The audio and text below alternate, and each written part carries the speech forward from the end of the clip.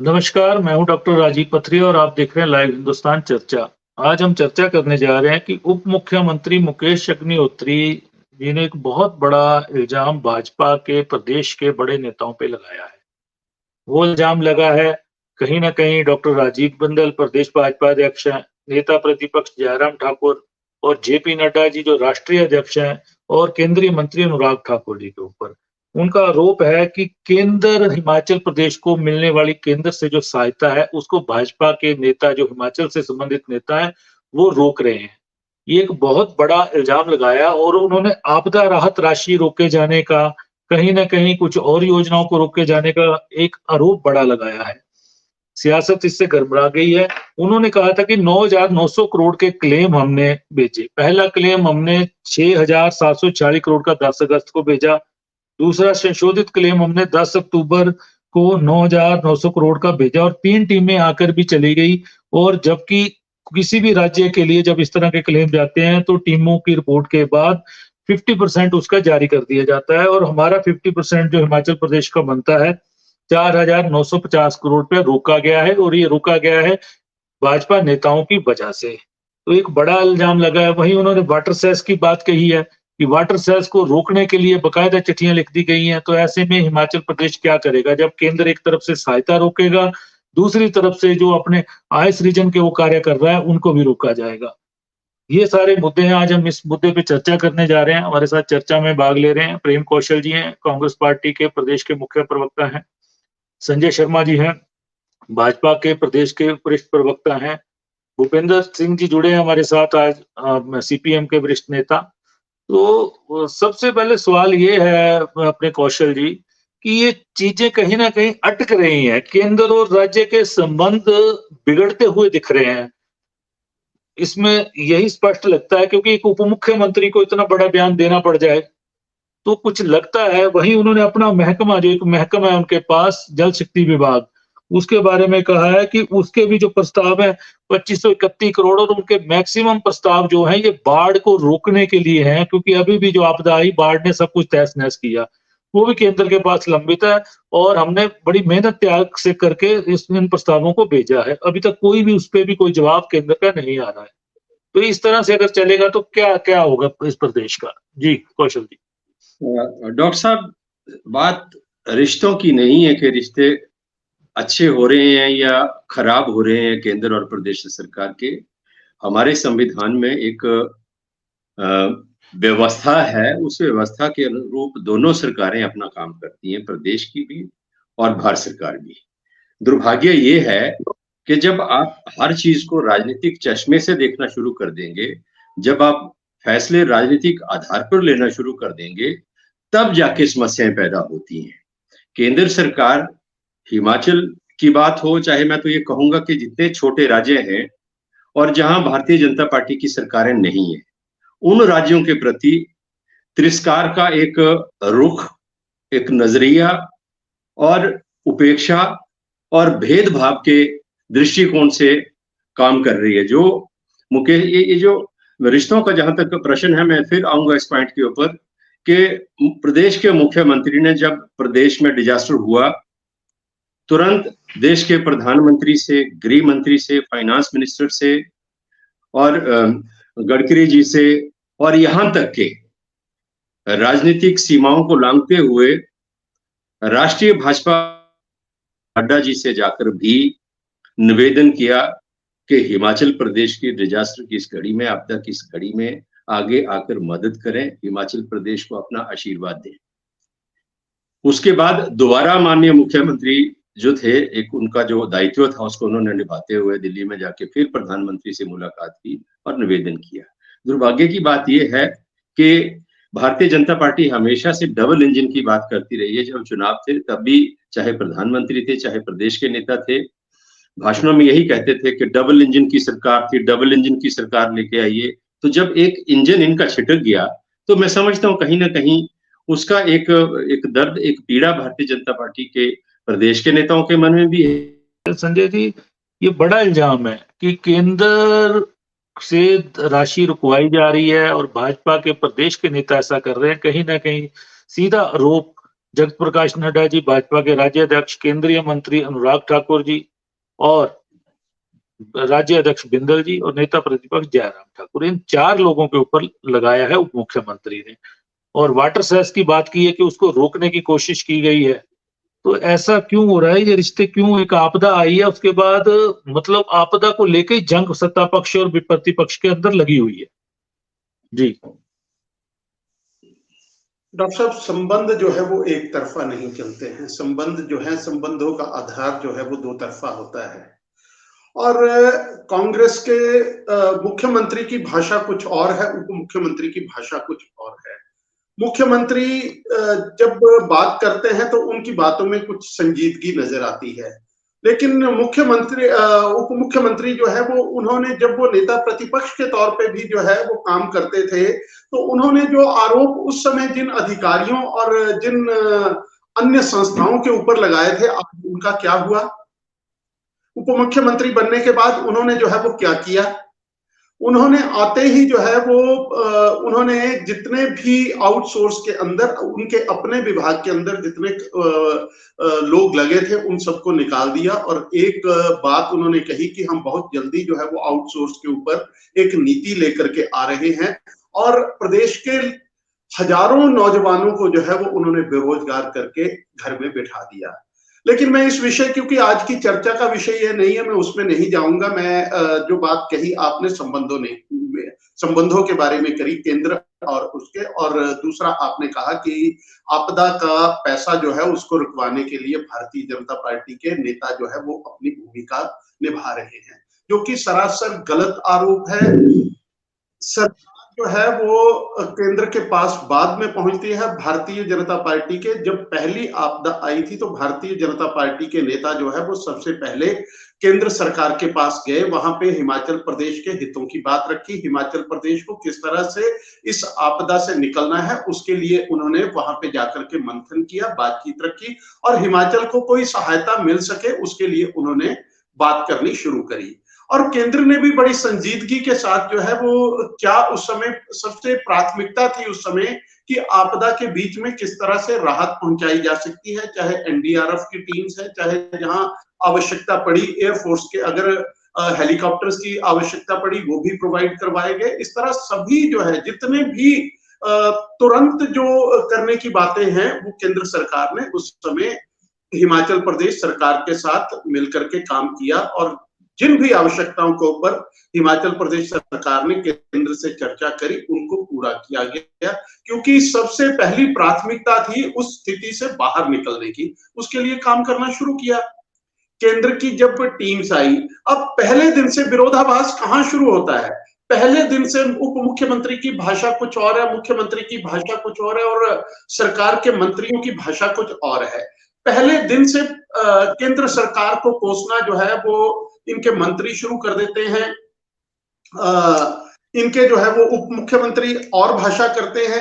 अब जब बात आती है, जब इनकी टीम्स आई, इनको भी पता है, क्योंकि इन्होंने भी केंद्र के अंदर भी कांग्रेस सत्ता में रही है और प्रदेश के अंदर भी इन्होंने सत्ता देखी है, और आपदा के अंदर क्या नियम होते हैं और किन नियमों के अंतर्गत जो है वो राहत और आपदा के बीच में जो है वो प्रदान की जाती है, उस सारी चर्चा जो है वो केवल हम मात्र चर्चा का विषय ना रखें।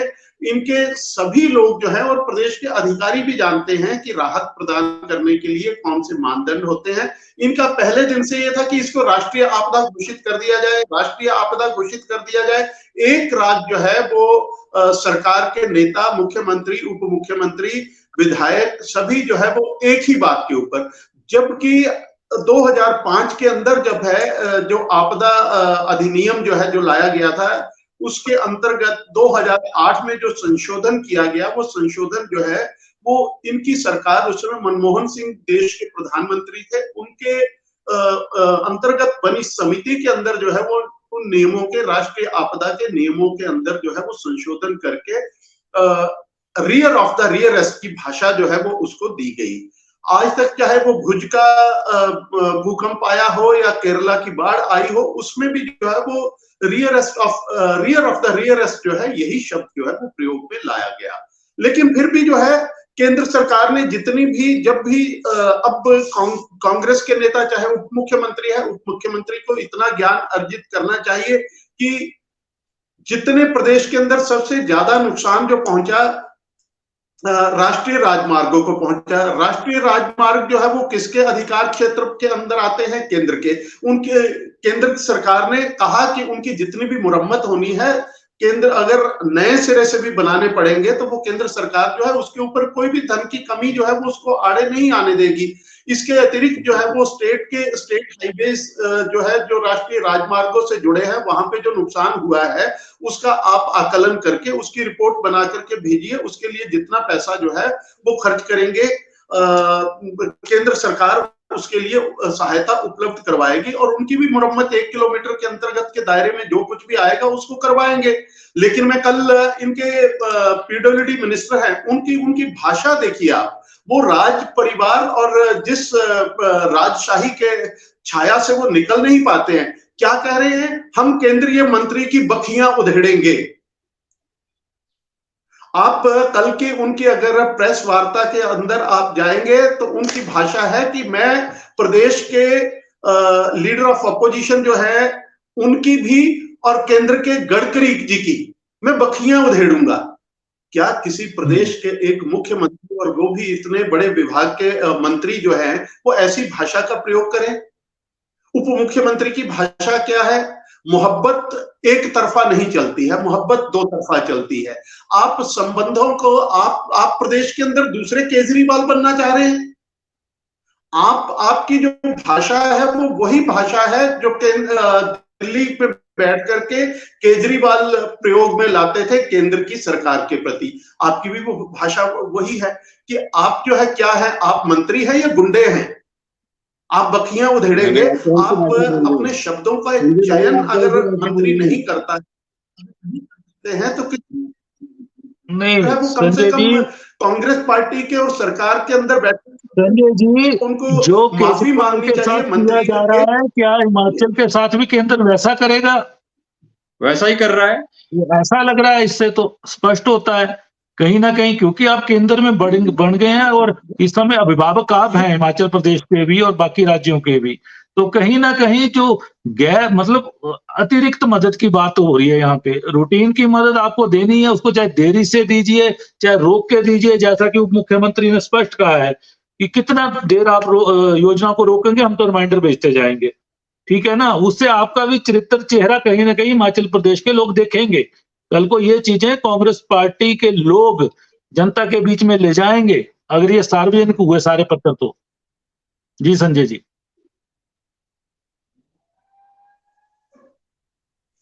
देखिए, भारतीय जनता पार्टी जो है वो कभी भी भेदभाव की राजनीति के साथ जो है वो समाज में नहीं आई है। हम जब केंद्र के अंदर जब हमारे 2 सांसद थे, हमने तब भी उस हार को भी और उस समय को भी बड़ी विनम्रता के साथ जो है वो स्वीकार करते हुए आज अगर हम 300 के पार पहुंचे हैं तो ये हमारी विनम्रता थी। हमारे बीच में अहंकार नहीं था। अहंकार उनके अंदर था जो 414 से जो है वो पहुंच करके जो वो 40 और 50 के भीतर सिमट रहे हैं। ये अहंकार उनके अंदर था।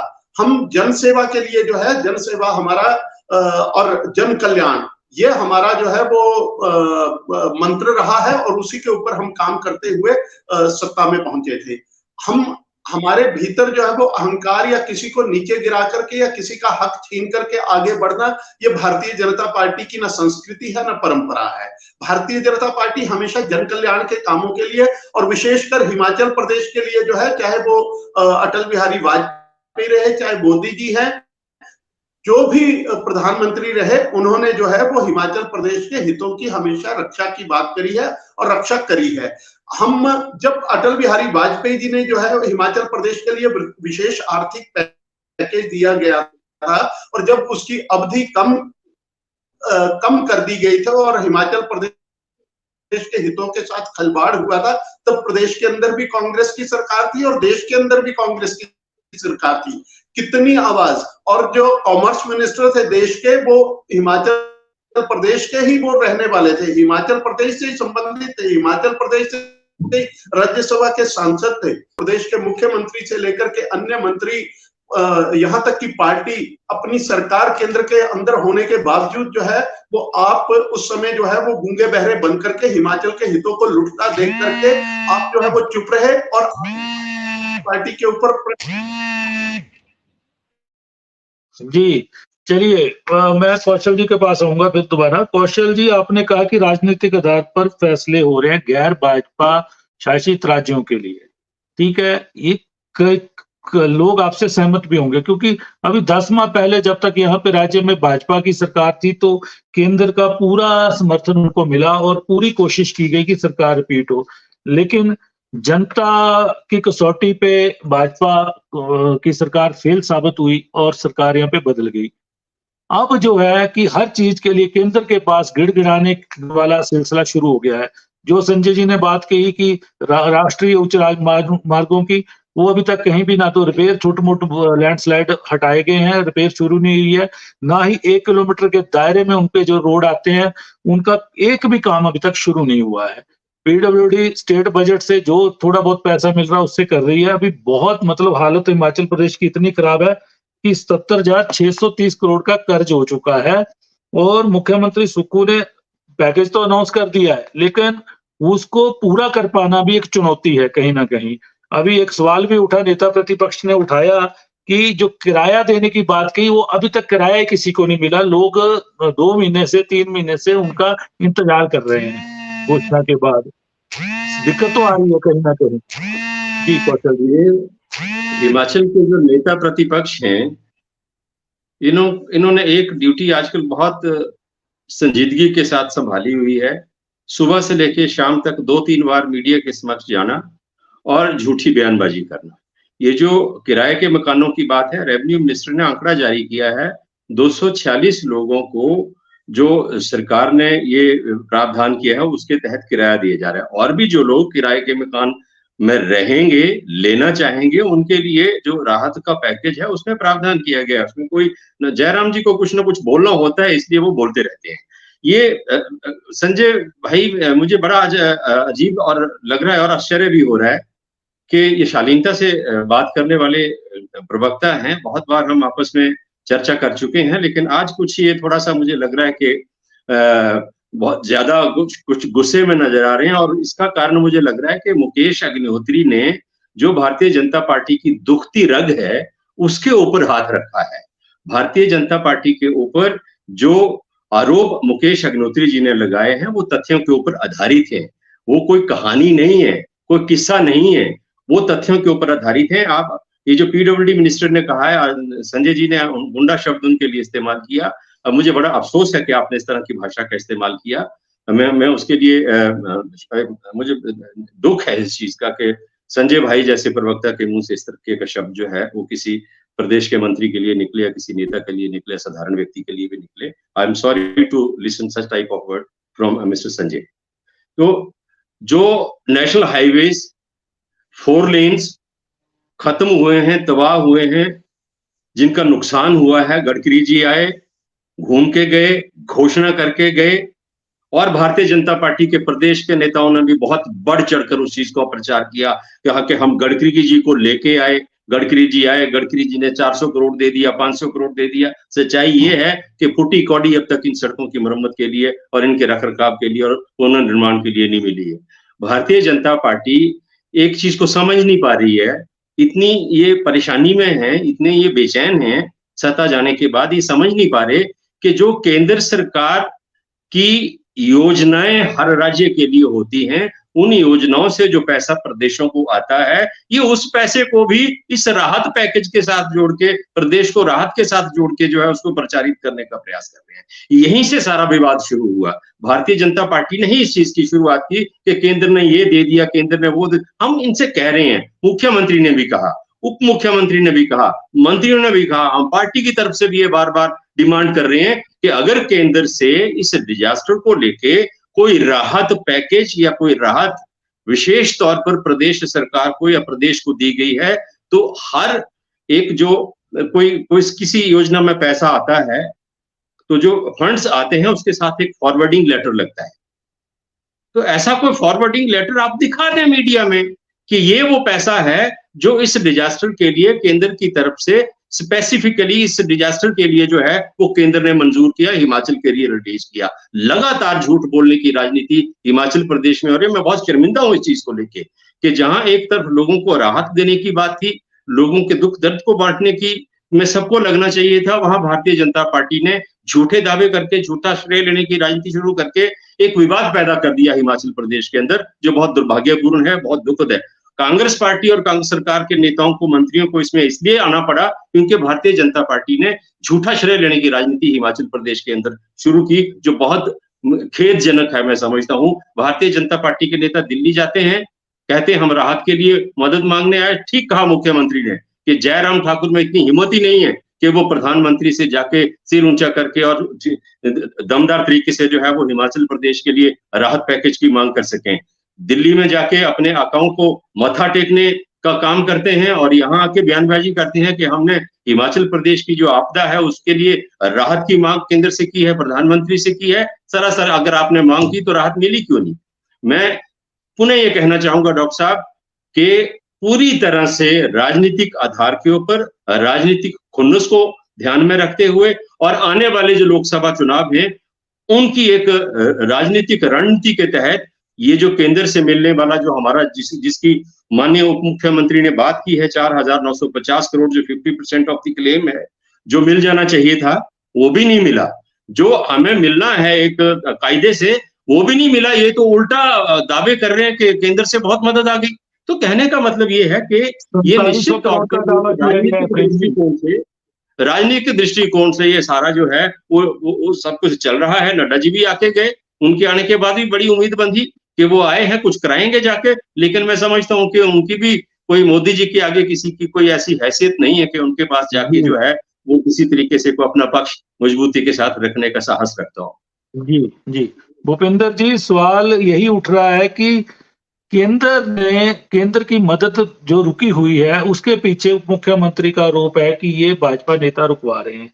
ये आपको भी लगता है कि ये जायज है? क्योंकि अब कई माह हो गए हैं लेकिन केंद्र से अभी तक कोई राहत राशि आपदा को लेकर नहीं आई है, जबकि एक 4700 करोड़ का आंकड़ा कल परसों एक भाजपा विधायक द्वारा दिया गया, बहुत ही वरिष्ठ विधायक थे। उसमें जो मनरेगा का प्रस्तावित होता है, आप तो मजदूरों के साथ काम करते हैं, आपको पता ही है कि पूरे साल भर जो काम चलते हैं उसका एक आकलन है। मनरेगा में वही जो डैमेज हुए हैं गांव में छोटे छोटे, जहाँ पीडब्ल्यूडी नहीं है, कोई और डिपार्टमेंट नहीं है, वो गांव वाले करेंगे, वो मुख्यमंत्री ने किया एक घोषित। वहीं पे इसमें जो 2700 करोड़ पीएमजीएसवाई का मिला, जो कि हर मिलना ही था, जो पहले से गई हुई प्रपोजलें थी, वो भी जोड़ दिया गया। कई तरह की चीजें जोड़ दी गई इसमें। आप समझते हैं कि केंद्र की सरकार ज्यादती कर रही है हिमाचल के साथ?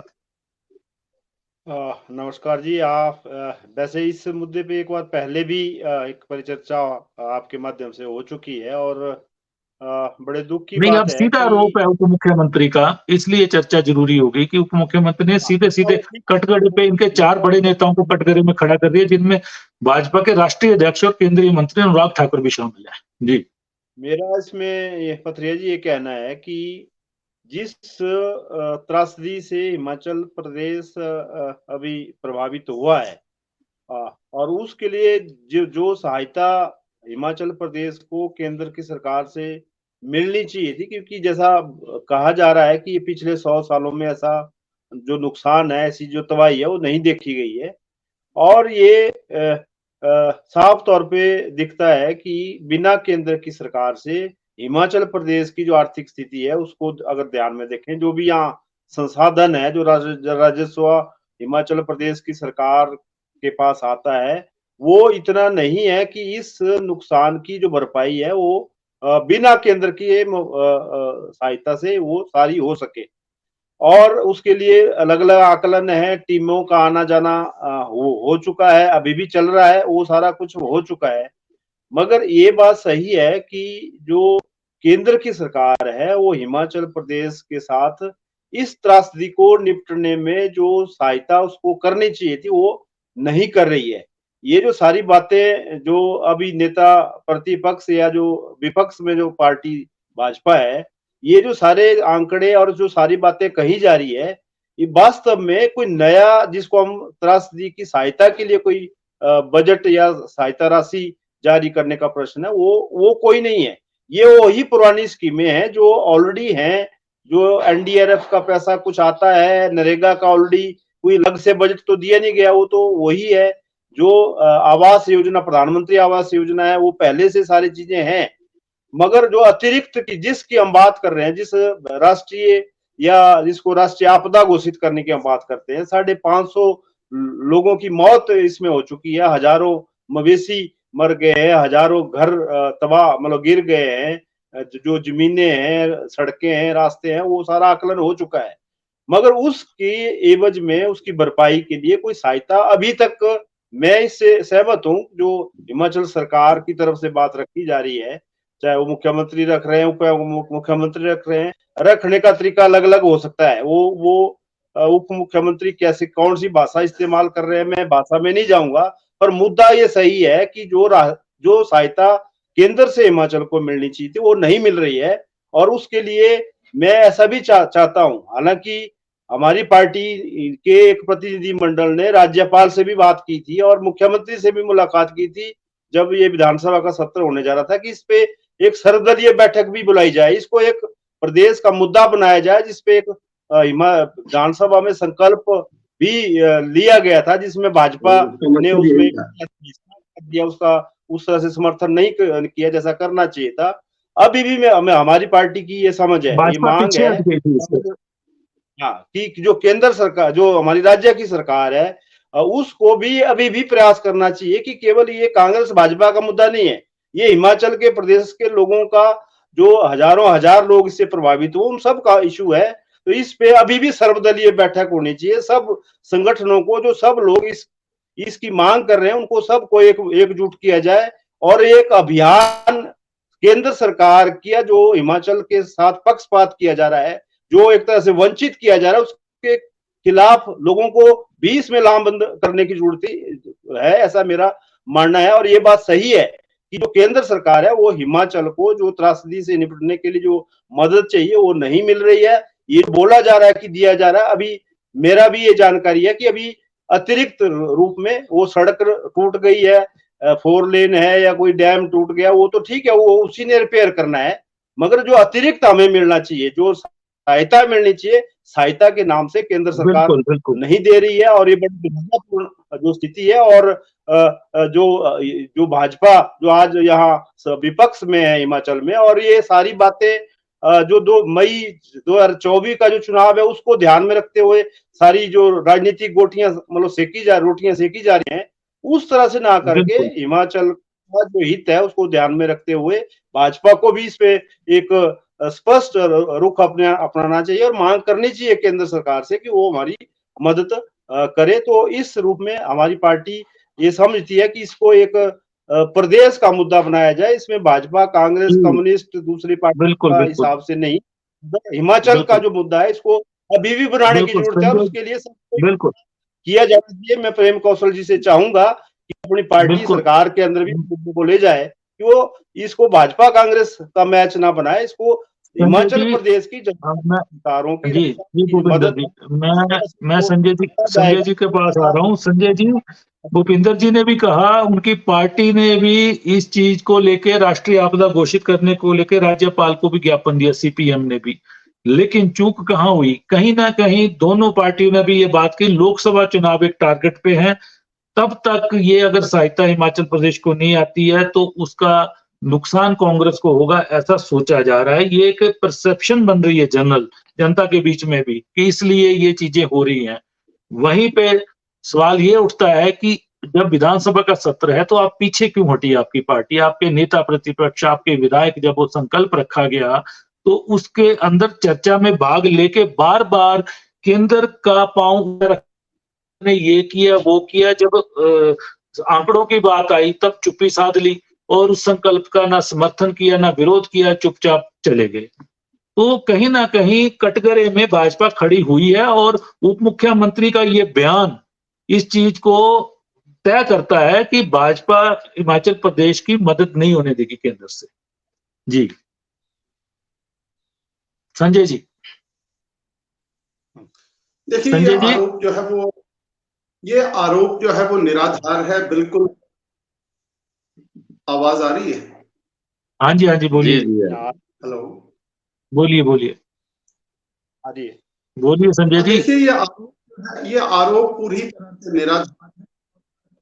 जहां तक विधानसभा की बात है, विधानसभा के अंदर सबसे पहले अगर भागने की कोशिश करी, पहले दिन विपक्ष ने पहले दिन मांग रखी कि नियम 167 के अंतर्गत जो है वो बहस करवाई जाए।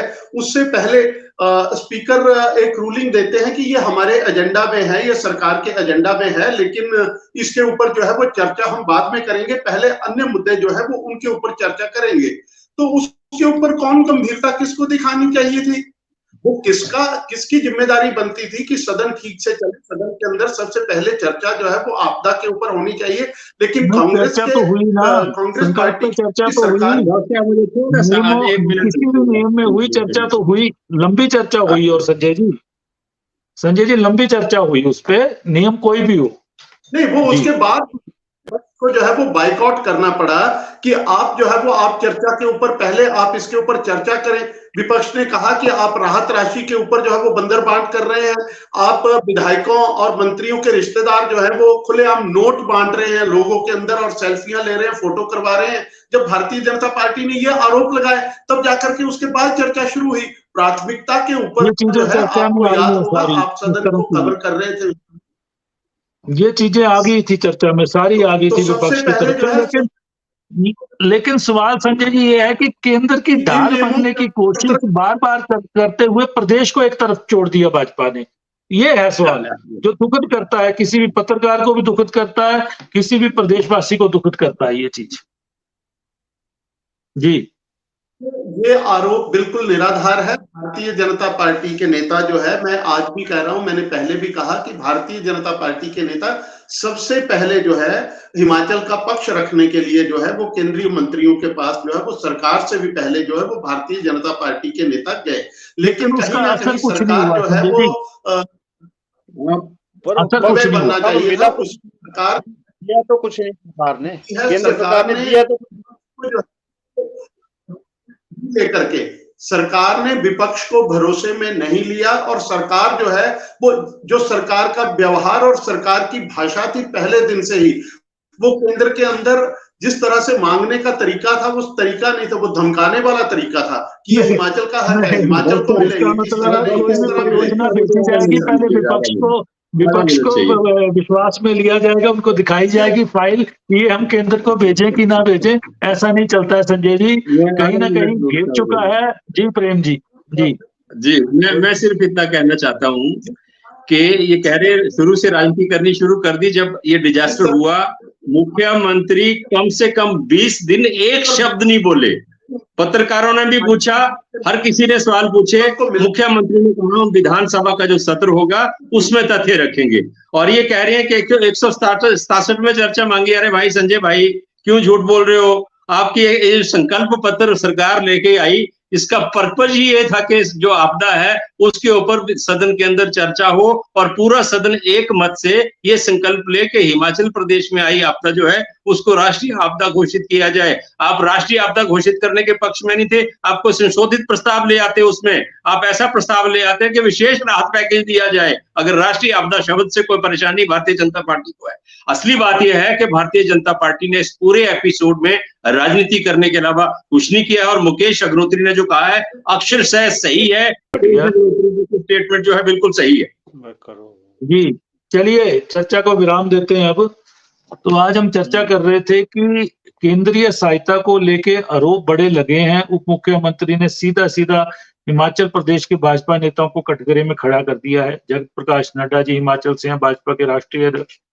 केंद्रीय मंत्री अनुराग ठाकुर जी हैं, जयराम ठाकुर नेता प्रतिपक्ष हैं, डॉक्टर राजीव बिंदल प्रदेश भाजपा के अध्यक्ष। चारों को उन्होंने कटघरे में खड़ा कर दिया है कि जो केंद्र की सहायता है भाजपा के नेता रोक रहे हैं। वहीं आज चर्चा में यही मुख्यतः उभर कर आया कि लोकसभा चुनाव है।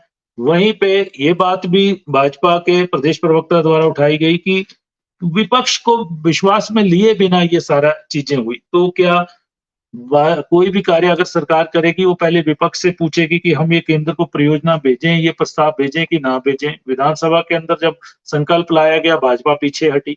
मामला बहुत बड़ा है, प्रदेश के साथ जुड़ा मामला है, क्योंकि आपदा को आए भी अब कई माह हो गए, लेकिन इसके जो जख्म है वो अभी तक हरे हैं। और लगातार आए दिन मीडिया के अंदर यही चर्चा चल रही है, सत्ता पक्ष और विपक्ष की तरफ से यही बयान दागे जा रहे हैं। एक तरफ से कहा जा रहा है कि सहायता नहीं मिली है, दूसरी तरफ से कहा जा रहा है, कुछ केंद्रीय योजनाओं को गिनाया जा रहा है कि ये जो योजनाएं इनके तहत पैसा मिला है। ये सिलसिला लंबा चला हुआ है, तो ये लगता है कि सिलसिला ये लोकसभा चुनावों तक, अगले वर्ष तक भी खिंच जाएगा। तो आज हम इसी विषय पे चर्चा कर रहे थे, आप सबने चर्चा में भाग लिया, मैं सबका धन्यवाद करता हूँ।